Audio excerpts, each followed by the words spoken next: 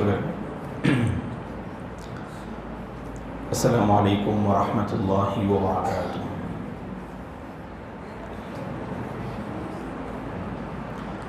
الحمد للہ رب العالمین والعاقبۃ للمتقین والصلاة والسلام علی رسولہ الامین وعلی آلہ وصحبہ اجمعین ومن تبعہ بإحسان الی یوم الدین. اما بعد، فاعوذ باللہ من الشیطان الرجیم. بسم اللہ الرحمن الرحیم. سبحان الذی اسری بعبدہ لیلا من المسجد الحرام الی المسجد الاقصی الذي باركنا حوله لنريه من آیاتنا انه هو السمیع البصیر. قابل احترام حضرات و خواتین، رسول اللہ صلی اللہ علیہ وسلم کی حیات طیبہ، آپ کی پاکیزہ سیرت کو معلوم کرنے کے لیے ہفتے میں ایک مرتبہ مسجد ہدیٰ عمر آباد میں ہم سب جمع ہوتے ہیں.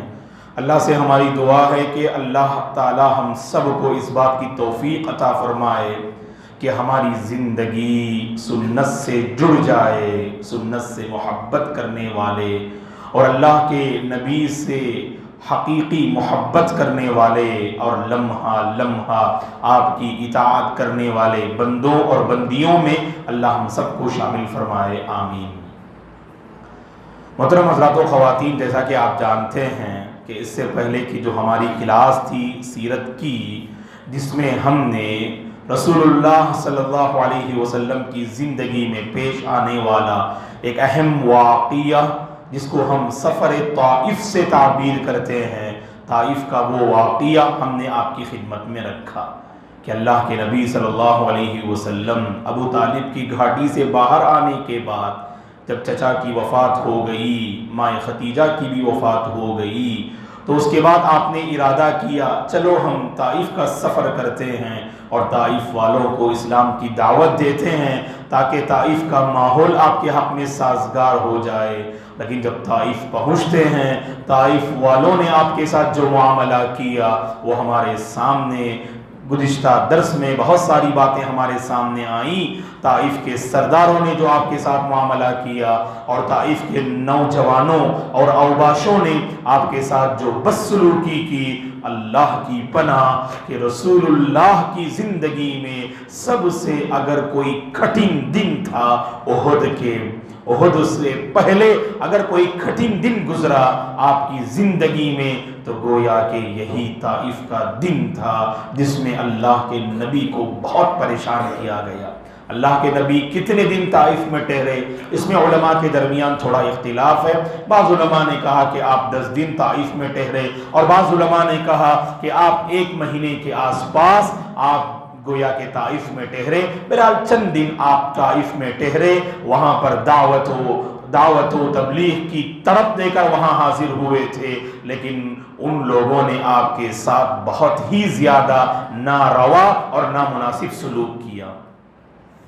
اللہ کے نبی صلی اللہ علیہ وسلم آگے بڑھے، قرن الثعالب کے پاس پہنچے تو ملک الجبال وہاں حاضر ہوئے، پہاڑوں کے فرشتے وہاں حاضر ہوئے اور انہوں نے اللہ کے نبی سے درخواست کی آپ اجازت دیں تو طائف کی بستی کو ہم کچل کے رکھتے ہیں. اللہ کے نبی نے وہاں پر اپنی جو امید ہے اور اللہ تبارک و تعالیٰ سے اس طائف والوں کے حق میں آپ جو رحمت للعالمین تھے، اس رحمت کی جھلکیاں وہاں پر جو ہے نظر آ رہی تھی. آپ نے فرمایا کہ کہا کہ نہیں، ارجو ان یخرج اللہ من اصلابہم من یعبد اللہ وحدہ لا یشرک بہ شیئا، کہ اس طائف کی بستی کو مٹانے کی ضرورت نہیں، بلکہ اللہ کی ذات سے میں امید کرتا ہوں کہ طائف والوں میں اللہ تعالیٰ ایسے لوگوں کو پیدا کرے گا جو صرف ایک اللہ کی عبادت کریں گے اور اس کے ساتھ کسی کو شریک نہیں کریں گے. اور یہی نبی کی دعا کا نتیجہ ہے. آج الحمدللہ پوری بستی طائف کی مسلمانوں سے بھری ہوئی ہے. اللہ کے نبی آگے بڑھتے ہیں اور جب مکے کے قریب وادی نخلا نامی ایک مقام کے پاس پہنچتے ہیں، وہاں چند دن آپ آرام کرتے ہیں. اور جب وادی نخلا میں آپ آرام کر رہے تھے تو وہاں پر اللہ کے نبی صلی اللہ علیہ وسلم جب نماز فجر ادا کر رہے تھے، نماز فجر کے موقع پر جنوں کی جماعت آپ کی خدمت میں حاضر ہوتی ہے۔ قرآن مجید کو یہ جنوں کی جماعت سنتی ہے، جس کا تذکرہ اللہ نے 20/6 پارے میں کیا، اور اسی طرح سے 20/9 پارے میں جو ایک سورت نازل ہوتی ہے سورۃ الجن کے نام سے، آپ اس سورت کو پڑھ کر دیکھ لیجئے گا۔ قل اوحی الی انہ استمع نفر من الجن فقالوا انا سمعنا قرآنا عجبا، جو جن وہاں پر حاضر ہوئے، اور ہم نے اس بات کی وضاحت کی اللہ کے نبی جہاں انسانوں کے لیے آپ نبی بنا کر بھیجے گئے، وہیں پر جنوں کے لیے بھی آپ نبی بنا کر بھیجے گئے تھے، تو جنوں کا وفد، جنوں کی جماعت آپ کی خدمت میں حاضر ہوئی، قرآن سن کر وہ متاثر ہوئے، آئے شرک کی حالت میں اور لوٹے اسلام کے ساتھ، مسلمان بن کے لوٹے، داعی بن کے لوٹے، اور اپنی قوم میں جا کر جنوں نے بھی دعوت کا جو ہے عظیم فریضہ انجام دیا۔ اور ہم نے اس بات کی وضاحت کی جیسے مسلمانوں میں مشرک، کافر اور مسلمان ہوتے ہیں ہم انسانوں میں، اسی طرح سے جنوں میں بھی مشرک، کافر، منافق اور مسلمان ہوا کرتے ہیں۔ جیسے انسانوں میں فرما بردار اور نافرمان ہوتے ہیں، اسی طرح جنوں میں بھی فرما بردار اور نافرمان ہوتے ہیں۔ اس واقعے سے ہمیں یہ سبق اور یہ ہمیں عبرت ملتی ہے۔ اللہ کے نبی صلی اللہ علیہ وسلم وادی نخلہ، جو مکے کے قریب ایک علاقے کا نام ہے، وہاں سے آپ آگے بڑھتے ہیں، جہاں پر آپ نے نماز ادا کی نا، نماز فجر، اور جہاں جنہوں نے آ کر آپ سے ملاقات کی نا، آپ کی تلاوت کو سنا، آج اس مقام پر لوگوں نے ایک مسجد تعمیر کی ہے، اس مسجد کا نام رکھا ہے مسجد الجن۔ اور ہمارے جو احباب جاتے ہیں عمرہ کی غرض سے اور حج کی غرض سے، اللہ ہم سب کو عمرہ یا حج کی سعادت نصیب فرمائے، حرمین شریفین کی زیارت نصیب فرمائے، کعبۃ اللہ کی زیارت اللہ ہم سب کو نصیب فرمائے۔ تو جو احباب وہاں جاتے ہیں نا، تو مکے کے آس پاس کے علاقوں کی زیارت کے جب نکلتے ہیں تو مسجد الجن کا بھی جو ہے رخ کرتے ہیں اور مسجد الجن کو بھی دیکھتے ہیں۔ یہی وہ مقام ہے جہاں پر اللہ کے نبی نے نماز فجر ادا کی، اور اسی نماز فجر میں جنوں کی حاضری ہوئی، اور انہوں نے اللہ کے نبی سے قرآن کی آیتیں انہوں نے سماعت کی، اور قرآن کی آیتیں یہ جن حضرات سنتے ہیں اللہ کے نبی کی زبانی۔ اور جب اللہ کے نبی صلی اللہ علیہ وسلم مکے میں داخل ہونا چاہ رہے تھے، مکے سے تو نکل گئے آپ، طائف کا آپ نے ارادہ کیا، اور جب دوبارہ مکے میں داخل ہونا چاہ رہے تھے تو یہاں پر آپ کے جان کا تحفظ بہت ضروری ہے، تو جانی کوئی نقصان نہ پہنچائے، اس لیے عرب کے پاس ایک رواج تھا، اگر کوئی بندہ جو باہر چلا جائے، دوبارہ اپنی بستی اور اپنا وطن اگر لوٹے، تو کوئی آدمی اس کو جو ہے پناہ دینی چاہیے۔ اگر کسی نے پناہ دی تو کوئی بندہ اس کو جانی نقصان نہیں پہنچا سکتا تھا، یہ عرب کا ایک پرانا طریقہ تھا۔ تو لہٰذا اللہ کے نبی صلی اللہ علیہ وسلم آپ مکے میں داخل ہونا چاہ رہے ہیں تو کوئی آپ کو جانی نقصان نہ پہنچائے، اسی لیے آپ نے کسی کی پناہ جو طلب کی۔ کس کی پناہ آپ نے طلب کی؟ سب سے پہلے اہل علم نے لکھا ہے اخنس بن شریق کی آپ نے پناہ طلب کی۔ اخنس نے منع کر دیا اور کہا کہ میرے اندر اتنی ہمت نہیں ہے اے محمد کہ میں آپ کو پناہ دے سکوں۔ اس کے بعد آپ نے پناہ طلب کی سہیل بن عمرو سے، سہیل بن عمرو نے بھی منع کر دیا، اخنس نے بھی منع کر دیا، سہیل نے بھی منع کر دیا، تو آخر کار جب مطعم بن عدی سے آپ نے پناہ طلب کی تو مطعم بن عدی نے آپ کو پناہ دے دی، مطعم بن عدی نے آپ کو پناہ دے دی، اور مطعم بن عدی کی پناہ میں آپ مکے میں داخل ہوئے اور کسی نے آپ کو جانی نقصان نہ پہنچایا۔ یہ بات ہم نے اس سے پہلے بھی آپ کی خدمت میں ہم نے ذکر کیا تھا دوستو۔ وہ کون سی بات ہے؟ اللہ کے نبی صلی اللہ علیہ وسلم زمانہ ماضی میں، پاسٹ میں، اگر کسی نے آپ پہ احسان کیا نا تو آپ اسے ہمیشہ یاد رکھتے تھے۔ مطعم بن عدی کا یہ احسان، آپ داخل ہونا چاہ رہے تھے، بعض احباب نے پناہ دینے سے انکار کر دیا، اور پناہ کس نے دی؟ مطعم بن عدی، جو مشرک تھے لیکن بڑے جو ہے با اخلاق تھے، اللہ کے نبی سے متاثر تھے، مطعم بن عدی نے آپ کو پناہ دی۔ جب لڑائی ہوتی ہے نا مدنی زندگی میں، سب سے پہلی لڑائی کون سی؟ سب سے پہلی لڑائی کون سی؟ احد نہیں، بدر، بارک اللہ فیکم۔ ہم نے کہا نا بارہا، سب سے پہلی لڑائی مدینہ پہنچنے کے بعد، ہجرت کے بعد جو مسلمانوں اور کافروں کے درمیان لڑی جاتی ہے اسے بدر کی لڑائی بولتے ہیں، اور بدر کی لڑائی میں مسلمانوں کو کامیابی ملی اور 70 مشرک قیدی بنا کر مسلمانوں کے پاس لائے گئے، مدینہ لائے گئے۔ ان 70 قیدیوں کے بارے میں اللہ کے نبی نے ایک بات وہاں پر فرمائی، آپ صلی اللہ علیہ وسلم نے، اگر آج مطعم بن عدی زندہ ہوتے، کیونکہ وہ وفات پا گئے، اگر آج مطعم بن عدی ہمارے درمیان موجود ہوتے اور ان قیدیوں کے بارے میں اگر وہ کہتے اے محمد ان قیدیوں کو چھوڑ دیجئے، تو میں بغیر کچھ لیے ان قیدیوں کو چھوڑ دیتا، مطعم بن عدی کی لاج رکھتے ہوئے۔ کیوں؟ کیونکہ مطعم بن عدی نے میرا ساتھ دیا تھا۔ کب؟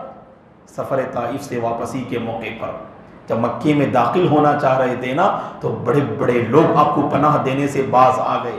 مطعم بن عدی نے آپ کو پناہ دی اور آپ کی پناہ میں داخل ہوئے، اور اس احسان کا ذکر آپ نے کب کیا؟ بدر کے موقع پر کیا۔ اس وقت موجود نہ تھے، وہ انتقال کر گئے، اور آپ نے فرمایا اگر آج مطعم بن عدی ہوتے اور ان مشرکین کے بارے میں مجھ سے گفتگو کرتے تو میں ان کی بات کی لاج رکھ لیتا اور ان مشرکین کو میں آزاد کر دیتا، لیکن مطعم بن عدی اس موقع پہ موجود نہ تھے۔ یہ واقعہ ذہن میں رکھیے آپ لوگ۔ چلے آگے بڑھتے ہیں۔ اس کے بعد آپ کی زندگی میں ایک اہم واقعہ رونما ہوا۔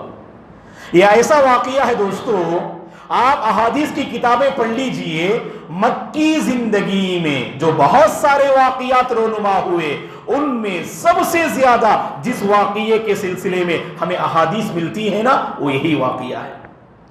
پورے 13 سالہ زندگی میں غار حرا کا واقعہ، اس کے بعد مکے کی جو ہے 3 سالہ جو ہے سری دعوت، یہ واقعہ، اس کے بعد جہری دعوت اور مشرکین مکہ کی اللہ کے نبی اور صحابہ اکرام پر جو ظلم و ستم کی داستانیں ہیں، یہ سب اپنی جگہ۔ سب سے زیادہ جس واقعے پر احادیث مشتمل ہیں وہ یہی واقعہ ہے، اور اس واقعے کو اللہ نے قرآن مجید میں 2 مقامات پہ ذکر کیا، اور 2 مقامات پر اللہ نے اس واقعے کا اشارہ کیا۔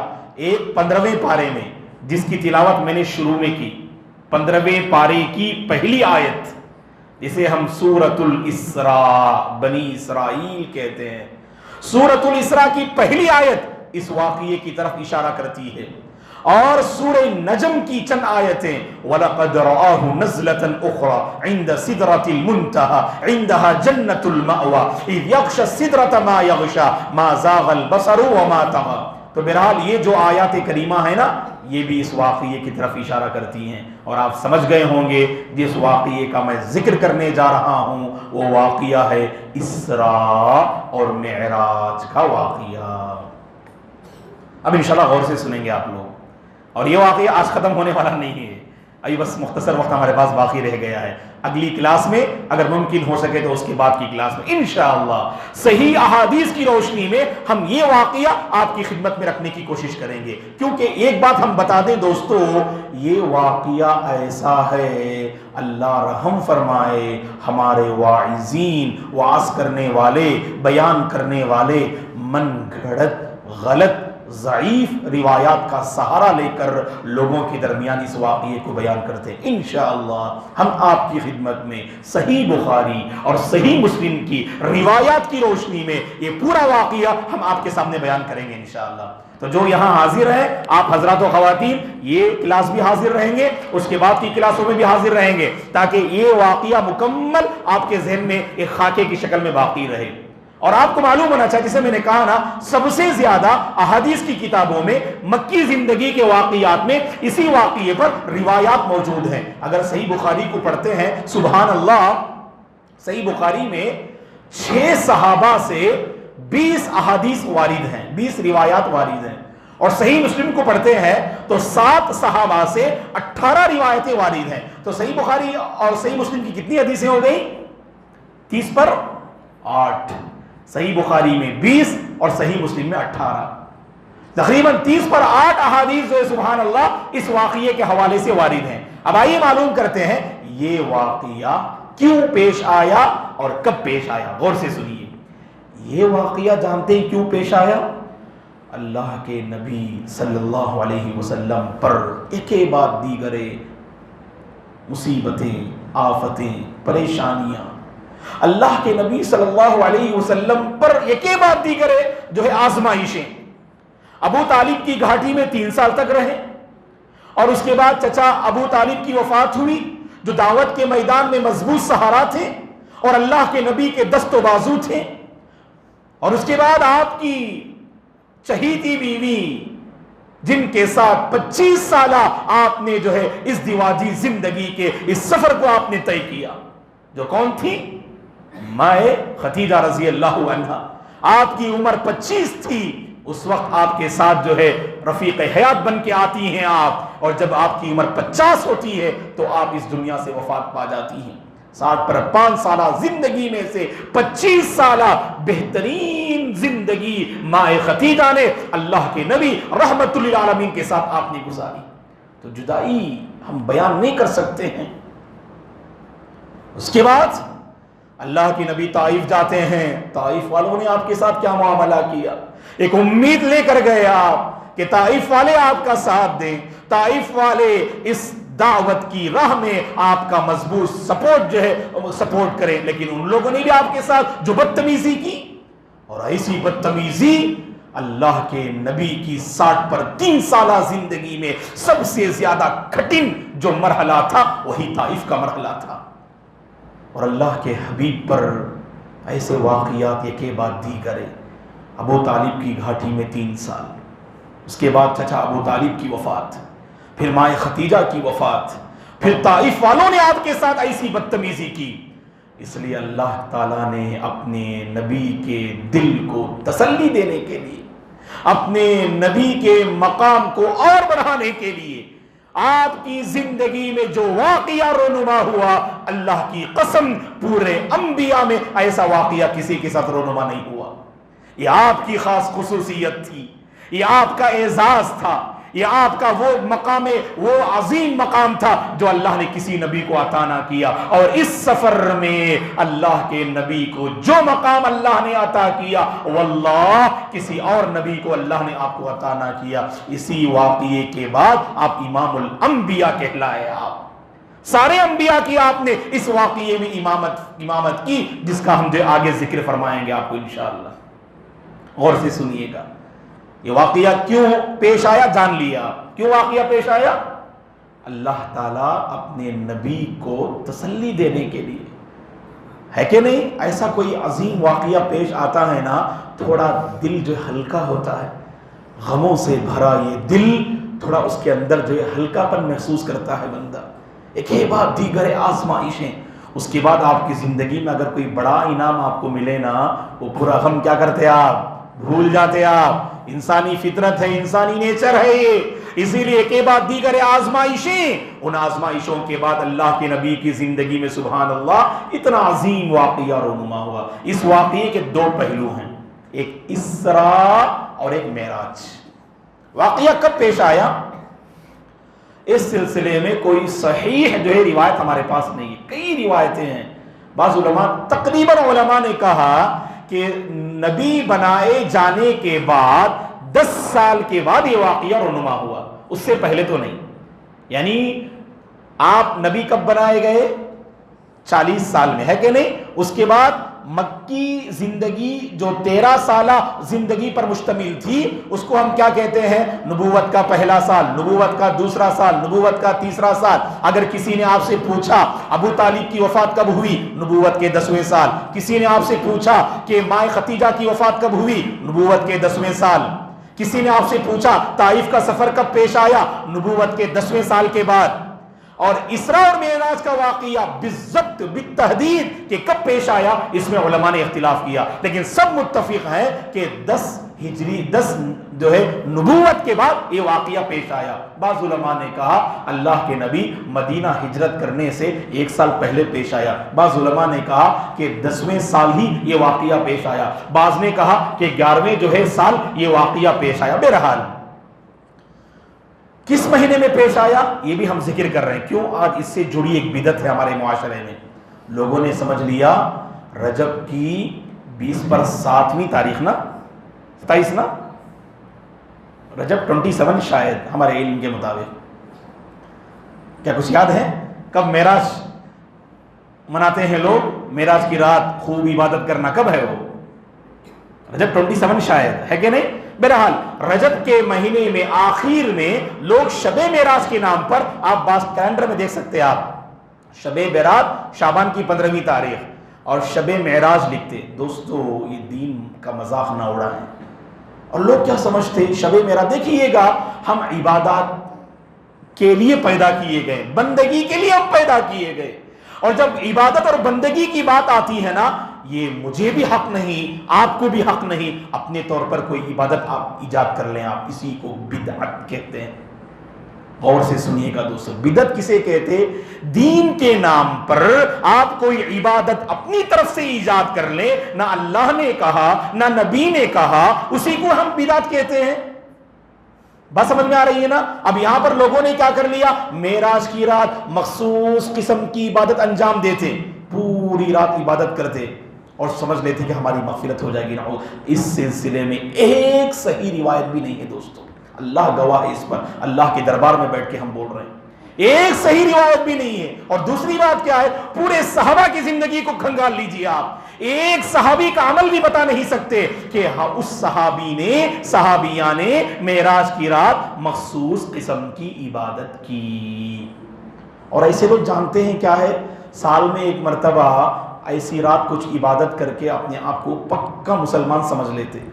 اصل 5 نمازیں پڑھو اللہ کے بندو، یہ 5 نمازیں فرض ہیں، اس میں کسی کا اختلاف نہیں. کوئی اختلاف کیے کیا؟ نہیں مولانا ہمارے مسلک میں جو ہے 4 نمازیں فرض ہیں، ایسا نہیں ہے. سب کے پاس 5 نمازیں. اس کو آپ جو ہے ہائی لائٹ کیجئے، اس پر آپ جو ہے جائزہ لیجئے کہ یہ کہاں تک ہم عمل کر رہے ہیں. ورنہ ایسی عبادتوں میں جو شریعت سے ثابت ہی نہیں، لوگ عمل کر کے مطمئن ہو جاتے اور سمجھ لیتے کہ میں پکا مسلمان ہوں، میں نے شب برات اور شب معراج میں کچھ عبادتیں کر لی اور میں نے جو ہے حق ادا کر دیا. اس سے حق ادا نہیں ہوگا دوستو، یہ تو شریعت میں اس کی گنجائش ہی نہیں. اب دیکھیے میں بیان کر رہا ہوں نا آپ کے سامنے، یہ واقعہ کب پیش آیا؟ علماء کے درمیان خود زبردست اختلاف. چلیے مان لیتے ہیں کہ رجب میں پیش آیا. کیا اللہ کے نبی نے بتایا کہ جب جس رات یہ واقعہ پیش آیا اس کو عبادت کی رات تم بنا لو؟ کیا اللہ کے نبی نے بتایا؟ تو ہم اور آپ کون ہوتے ہیں دوستو؟ ہم اور آپ کون ہوتے ہیں اس شریعت میں دخل اندازی کرنے کا حق کس نے دیا ہمیں کہ اپنے طور پر اللہ کی خاطر کسی عبادت کو انجام نہ دینا؟ جیسے بعض عورتیں کیا کرتی ہیں، رات میں سونے سے پہلے صلاۃ التوبہ کے نام سے 2 رکعت نماز پڑھ کے سوتی. نہیں اللہ کی بندی ہو، یہ شریعت میں ثابت نہیں ہے. آپ نفل نمازیں رات میں جتنی چاہیں پڑھو، تہجد کی نماز آپ 8 رکعت پڑھیے یا اس سے بڑھ کر نفل کی نیت سے جتنی چاہیں پڑھیے آپ، لیکن ایک پرٹیکولر خاص نام آپ مت دیجئے نماز کا. وتر کی نماز ثابت ہے، تہجد کی نماز ثابت ہے، اشراق کی نماز ثابت ہے، ضحیٰ جسے آپ چاش کی نماز کہتے ہیں وہ ثابت ہے، بارش طلب کرنے کی نماز ثابت ہے، چاند گرہن سورج گرہن کی نماز ثابت ہے، عیدین کی نماز ثابت ہے. یہ 5 نمازوں کے علاوہ بتا رہے ہیں. اس کے علاوہ معراج کی نماز ثابت نہیں، برات کی نماز ثابت نہیں، صلاۃ التوبہ ثابت نہیں. اسے ہمیں سمجھنے کی ضرورت ہے دوستو، ہے کہ نہیں؟ تو میرے اور آپ کی یہ ذمہ داری ہے، اللہ کے نبی نے دین کو جیسے صحابہ کے سامنے پیش کیا نا، اور صحابہ نے جیسے دین کو سمجھا، دعا کیجئے گا دوستو ویسے اللہ تعالیٰ سمجھ مجھے اور آپ کو عطا فرمائے. چلے آگے بڑھتے ہیں. یہ اسراء کا واقعہ کیوں پیش آیا، معراج کا، اور کب پیش آیا ہم نے بتا دیا. بعض علماء نے یہاں تک لکھا ہے ربیع الاول کے مہینے میں یہ واقعہ پیش آیا. کیا کہیں گے آپ؟ بعض نے رجب کا مہینہ لکھا، بعض نے ربیع الاول کا مہینہ لکھا. زبردست اختلاف علماء کے درمیان، کوئی متفق ہی نہیں ہے کہ کس مہینے میں واقعہ پیش آیا. چلے آگے بڑھتے ہیں. واقعہ تو بالکل پیش آیا. اللہ کے نبی صلی اللہ علیہ وسلم نماز عشاء کے بعد آرام فرما رہے تھے. اب عموماً نماز عشاء کے بعد زیادہ جو ہے آپ باتیں نہیں کیا کرتے تھے، تو شریعت میں بھی یہی ہے کہ آپ نماز عشاء کے بعد جس قدر ممکن ہو سکے جلد سو جایا کریں تاکہ رات کے آخری پہر اٹھ کر اللہ کی عبادت کریں اور نماز فجر کی پابندی کر سکیں ہم. تو اللہ کے نبی نماز عشاء کے بعد مکے میں اپنے گھر میں آرام کر رہے تھے. صحیح بخاری اور مسلم کی حدیث ہے. حضرت انس رضی اللہ عنہ فرماتے ہیں اللہ کے نبی نے فرمایا نماز عشاء کے بعد میں آرام کر رہا تھا، حضرت جبریل علیہ السلام اللہ کے نبی کے گھر کی جو چھت ہے اسے آپ نے پھاڑا، اس کے بعد آپ اندر داخل ہوئے۔ صحیح بخاری مسلم کی حدیث، اللہ کے نبی آرام فرما رہے تھے، اللہ کے نبی کے سینے کو آپ نے کھولا اور آپ کے سینے کو، دل کو زمزم کے پانی سے دھویا۔ اس کے بعد جبریل علیہ السلام کے پاس ایک تشت تھا جو سونے کا تھا، جو ایمان اور حکمت سے بھرا ہوا تھا۔ ایمان و حکمت سے بھرا تشت جو سونے کا تھا وہ اللہ کے نبی کے دل پہ الٹ دیا۔ اس کے بعد اللہ کے نبی کے سینے کو بند کر دیا۔ جو سینہ کھولنے کا واقعہ آپ کی زندگی میں اس سے پہلے بھی پیش آیا نا؟ کب؟ جب حلیمہ سعدیہ کے پاس آپ دودھ پی رہے تھے، اس موقع پر بھی یہ واقعہ پیش آیا۔ اور شق صدر جو سینہ کھولنے کا واقعہ یہ دوسری بار پیش آیا ہمارے نبی کی زندگی میں، معراج اور اسراء کے موقع پر۔ تو حضرت جبریل نے آپ کے گھر کی چھت کو پھاڑا اور اندر آئے اور آپ کے سینے کو کھولا اور سینے کو زمزم کے پانی سے دھویا، اور علم و حکمت سے بھرا جو سونے کا تشت تھا جو حضرت جبریل کے ہاتھ میں تھا اسے آپ نے آپ کے سینے میں الٹ دیا اور اس کے بعد اسے بند کر دیا۔ اور اس کے بعد کی روایت کیا ہے؟ خود حضرت انس فرماتے ہیں، ایک دوسری روایت ہے صحیح بخاری مسلم کی، اللہ کے نبی کے پاس جبریل علیہ السلام ایک سواری لاتے ہیں۔ اس سواری کا نام کیا؟ براق۔ ہم براق بولتے نا اسے، وہ براق کے بارے میں خود اللہ کے نبی فرماتے ہیں وہ جانور کیسا تھا، وہ سواری کیسی تھی۔ اللہ کے نبی نے فرمایا وہ براق ایک سفید رنگ کا جانور تھا، وہ براق ایک سفید رنگ کا جانور تھا۔ اور آپ نے فرمایا کہ وہ براق جو سفید رنگ کا تھا اس کی سواری اتنی تیز رفتار تھی، اللہ کے نبی نے فرمایا جہاں ہماری نگاہ پڑتی نہ آخری وہاں اس کا ایک قدم پڑتا تھا اس جانور کا۔ اتنی تیز سواری تھی جو حضرت جبریل آپ کی خدمت میں لے کر آئے تھے، اس پہ آپ سوار ہوئے اور مکہ سے بیت المقدس اس براق پر سوار ہو کے پہنچے۔ اور پہنچ کر اللہ کے نبی نے کیا کیا کہ بیت المقدس آپ جانتے ہیں سبحان اللہ کہ بہت سارے انبیاء بیت المقدس کی جانب نبی بنا کر بھیجے گئے یا کہیں اور پیدا ہوئے، دعوتی مشن لے کر بہت سارے انبیاء بیت المقدس فلسطین پہنچے۔ اور فلسطین وہ سرزمین ہے جہاں بہت سارے انبیاء دفن ہیں دوستو، اور فلسطین میں جو بیت المقدس ہے یہ وہ اللہ کا گھر ہے جہاں بہت سارے انبیاء نے امامت کی، جہاں بہت سارے انبیاء اس گھر کی طرف نبی بنا کر بھیجے گئے تھے۔ اللہ کے نبی نے کہا بیت المقدس کا وہ حصہ جہاں انبیاء اپنے جانور کو باندھتے تھے نا، سواری کو باندھتے تھے نا، اسی مقام پر میں نے براق کو باندھا۔ اس سواری کو باندھنے کے بعد اللہ کے نبی اندر گئے اور وہاں پر الحمدللہ صحیح مسلم کی روایت کے مطابق اللہ تعالیٰ نے تمام انبیاء کو اکٹھا کیا، جتنے انبیاء تھے سارے انبیاء وہاں جمع کیے گئے، اور یہ اللہ کی قدرت ہے، جمع کرنے والی ذات اللہ کی ہے۔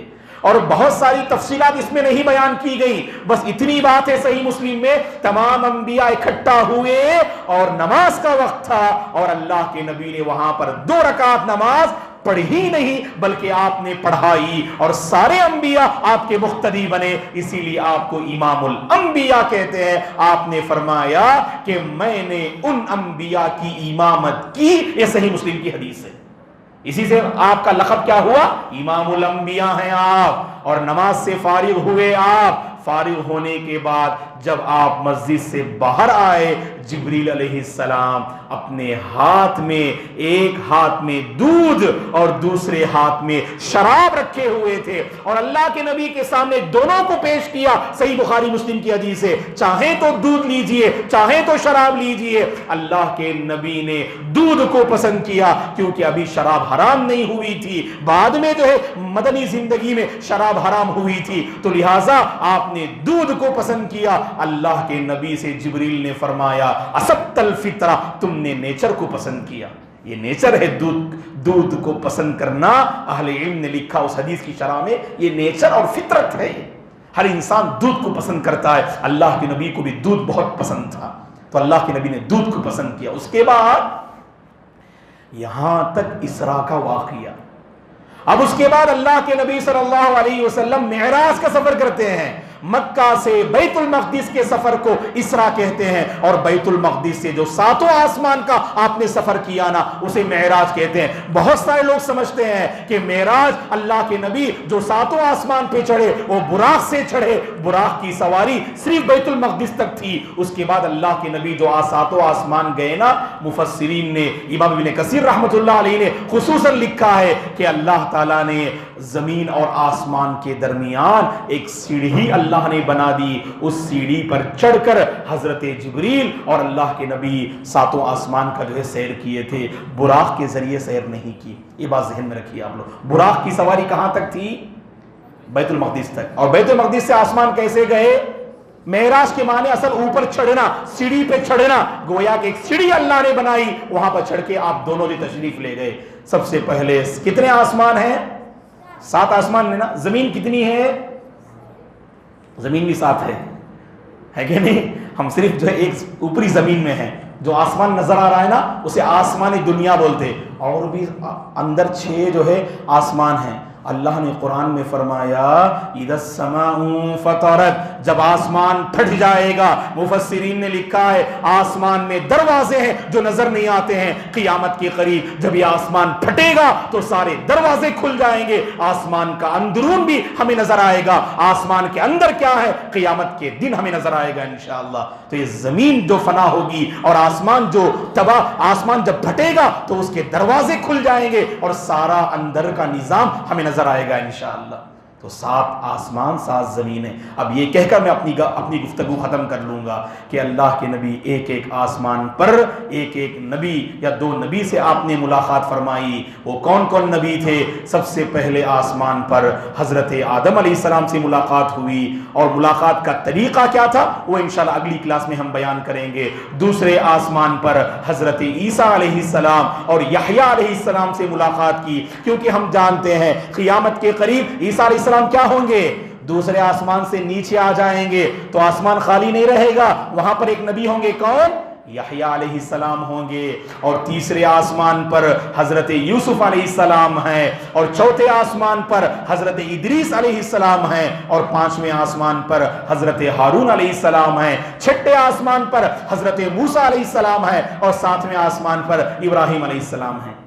مولانا ایک مرتبہ ریپیٹ کرو بولیں گے آپ سوال کریں گے, اگلی بار ہم جواب دینے کے لیے ریپیٹ کرو بولیں گے آپ لوگ. چلے ریپیٹ کرتا ہوں. پہلے آسمان پر آدم علیہ السلام, دوسرے آسمان پر حضرت عیسیٰ علیہ السلام اور یحییٰ علیہ السلام, تیسرے آسمان پر یوسف علیہ السلام, چوتھے آسمان پر ادریس علیہ السلام, 5ویں آسمان پر ہارون علیہ السلام, 6ٹھے آسمان پر موسیٰ علیہ السلام, اور 7ویں آسمان پر ابراہیم علیہ السلام. انشاءاللہ تفاصیل کیا ہیں, کیسے ملاقات کی, وہاں پر کیا واقعات آسمان میں رونما ہوئے, انشاءاللہ اگلی کلاس میں ہم معلوم کرتے ہیں. اللہ سے ہماری دعا ہے اللہ تعالی ہم سب کو رسول اللہ صلی اللہ علیہ وسلم سے سچی محبت کرنے کی توفیق عطا فرمائے. اللہ ہم سب کی زندگی میں برکت دے, مال اور اولاد میں برکت دے, ہر قسم کی آفت سے اللہ ہم سب کی حفاظت فرمائے. ہم میں سے جو پریشان حال ہیں اللہ ان سب کی پریشانیوں کو دور فرمائے. امن والی, سکون والی, نعمتوں والی, ایمان والی زندگی اللہ ہم سب کو نصیب فرمائے.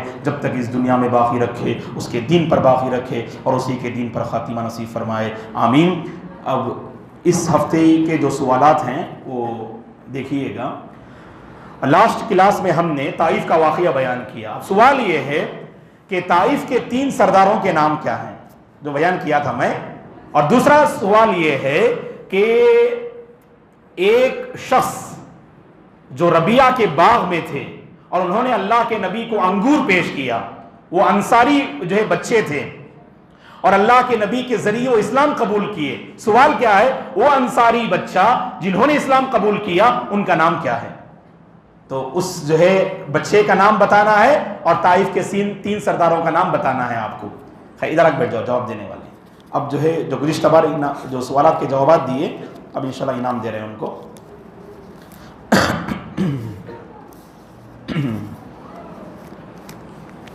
تو مکمل صحیح جواب. گزشتہ بار ہم نے جو سوال کیا تھا نا، ابو طالب کی گھاٹی میں وہ کون سے دو خاندان اللہ کے نبی کے وہاں پر جو ہے محصور تھے؟ ایک بنو ہاشم اور ایک بنو المطلب. اور کتنے سال تھے ابو طالب کی گھاٹی میں؟ 3 سال تھے.